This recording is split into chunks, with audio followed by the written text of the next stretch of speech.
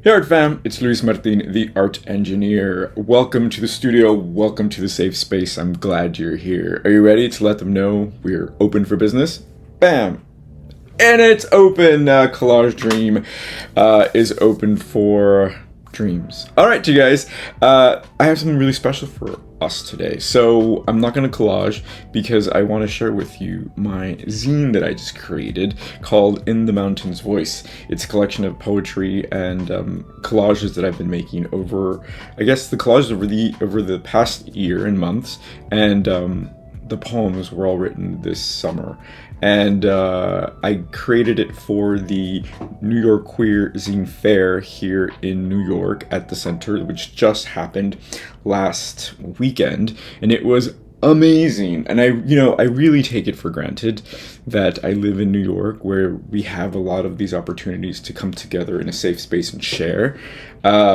So the only way to make more of this is to remind people that we can make this. We can congregate and create sacred spaces, really, and safe spaces, right? And in the beginning, we can't tell anybody because we have to really get our feet firm in the ground to create and establish something, right? If we let everyone know where we are, too many people can come and kind of just block us before we do that. So just a little tidbit on how to start your own little revolution underground, and then take over. So it was amazing. Before I continue, remember to go to collagedream.com and follow and press like and share this with all your wonderful poetry community. So it was wonderful. I had a table.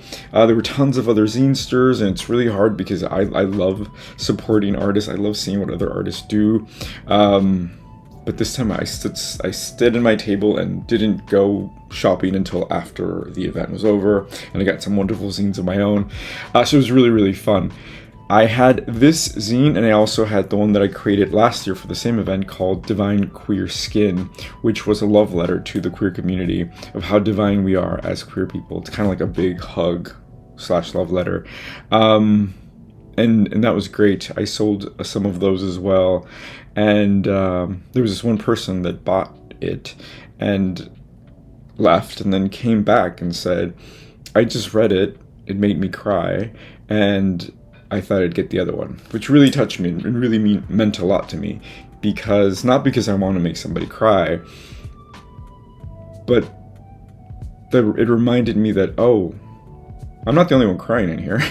Because a lot of a lot of our art comes from a deeper place other than just making something pretty. So to be able to be told that, oh, I saw what you were doing, I saw what you were trying to do, and it touched me as well, really, really was like, okay, I've done my job, I can go home now.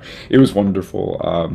So I got a really great response, and it was just beautiful. So now I just want to share with you this collection, and I'm really excited about it. I'm really proud of it for a few reasons.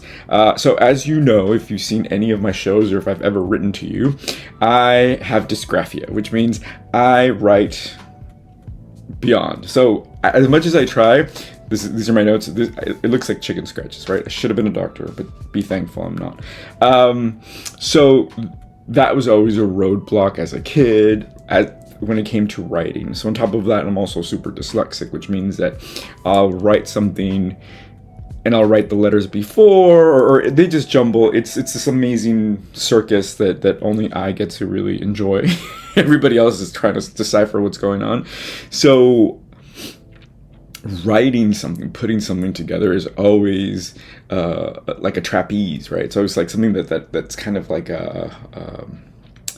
an activity or like a challenge, which I do with vigor and fun. But again, it's for everybody else to kind of figure out what the hell I'm doing or I'm trying to communicate.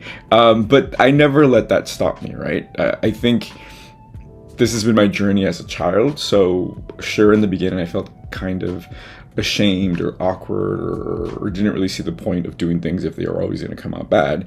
But as an adult, you kind of go over the hump, and then you're like, oh, that's just my superpower, right? Like, who cares? Like, this is just me. So being there now,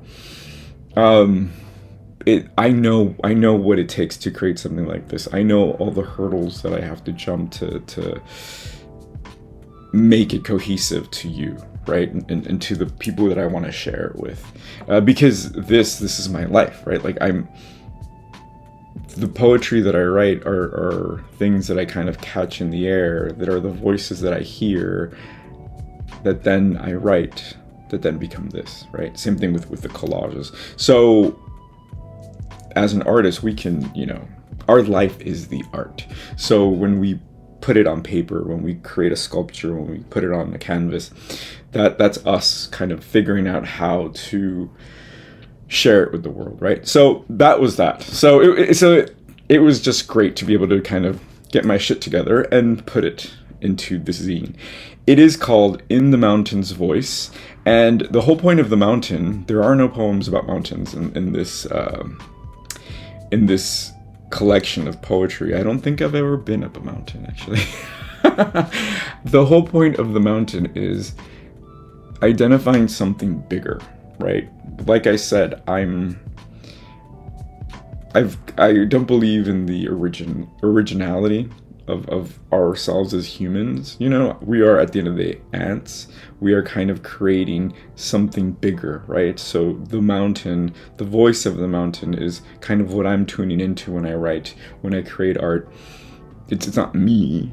It's my hands that this voice is coming through, that it's all happening, right? Just like the mountain's voice that you hear manifest in the way you make art, the way you speak, the way you write, right?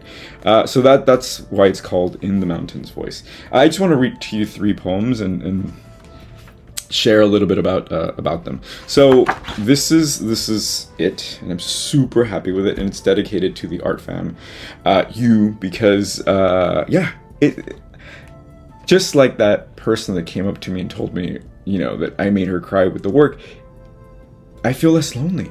You know what I mean? Sometimes it's easy to believe that we're making art for no reason, for no point. But the fact that it's being expressed is enough. But sometimes as a person, we need more than just that, right? We need a little pat in the back sometimes. And that's perfectly fine. We're human, right? So the art fam is really a reflection of what I'm trying to do, because you're doing it alongside with me. So thank you. Thank you for bearing witness to what I do. So it's called In the Mountain's Voice, and this is the introduction. I had to tell someone before the words faded and only the images and feelings of its voice were left. I can't handle them lost in me anymore. They become viruses lurking in my body, ghost, thirsty for light, tired of flesh.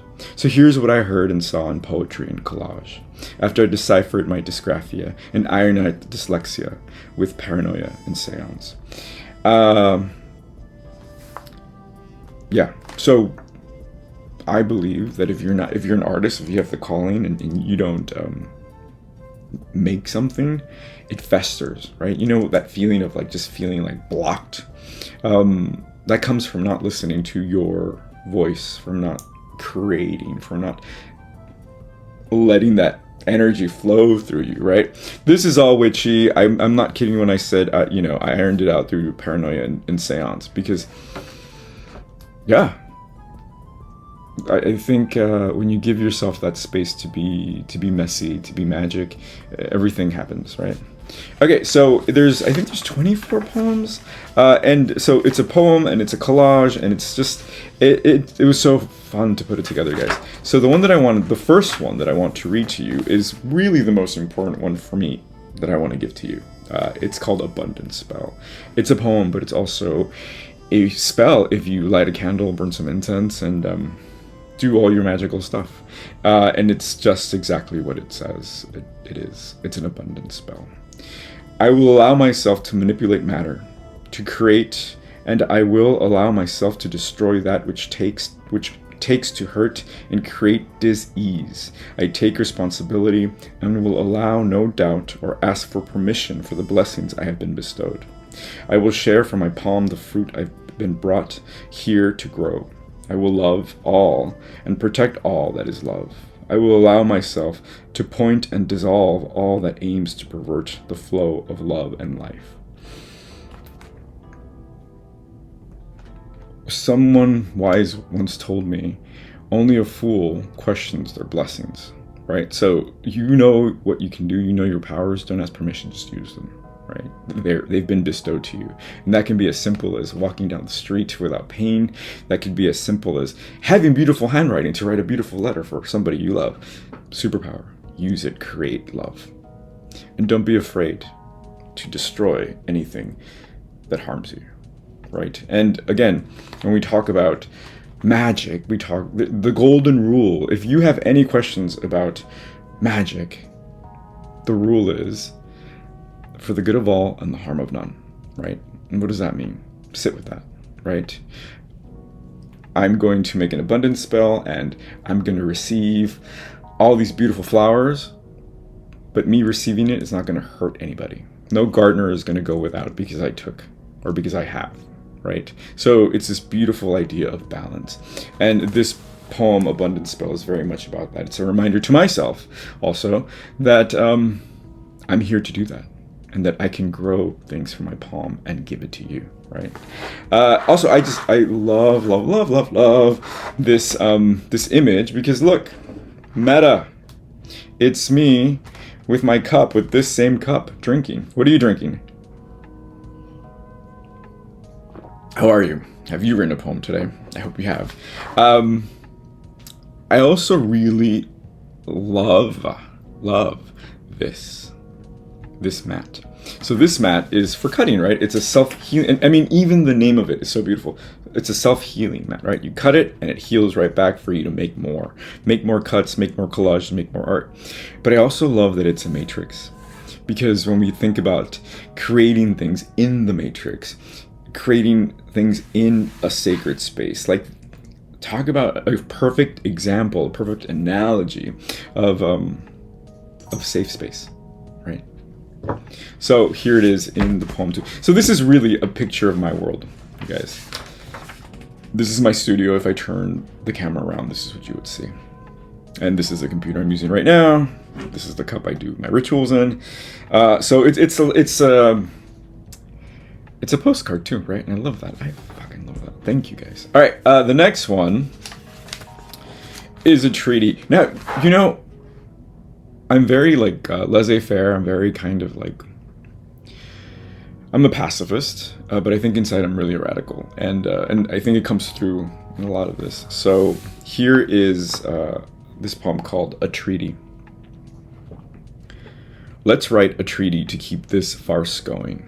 Let's promise we'll remember that there is no one good and there is no one evil.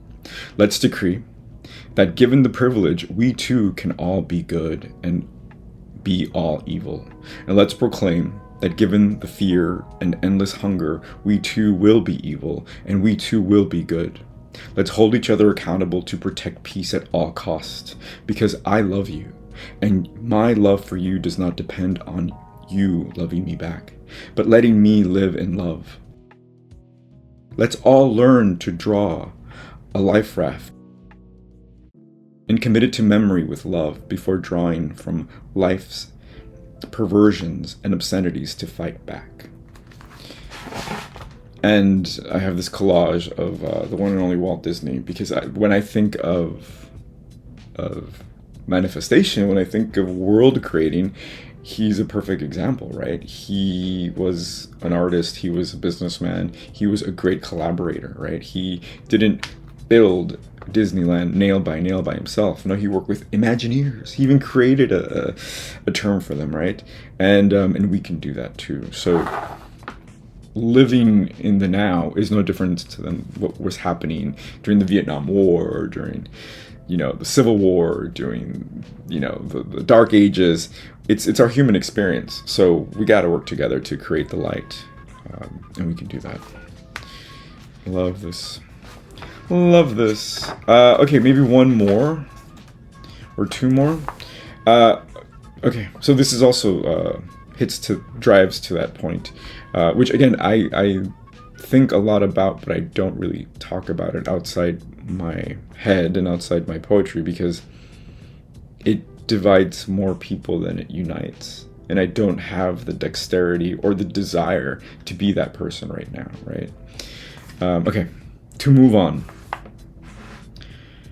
We will have to forget the light in our children's eyes if we are to move on.